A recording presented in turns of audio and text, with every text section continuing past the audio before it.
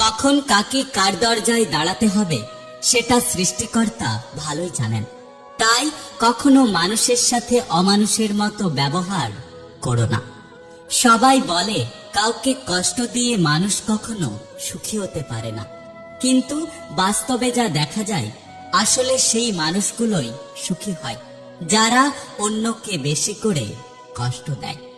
আপনি বিপদে পড়ে দেখুন, আপনার আশেপাশে যারা আছে তারা সবাই আপনাকে বিপদে দেখে মজা নেবে, কিন্তু সাহায্যের হাত কেউ বাড়িয়ে দেবে না।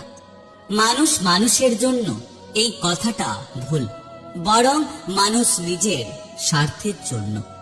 বর্তমান সমাজটা এমন হয়ে গেছে যে ব্যক্তি গুছিয়ে মিথ্যে বলতে পারে তাকে সবাই কদর করে, আর যারা সৎ এই সমাজ তাদেরকে অবহেলা করে ছুঁড়ে ফেলে দেয়।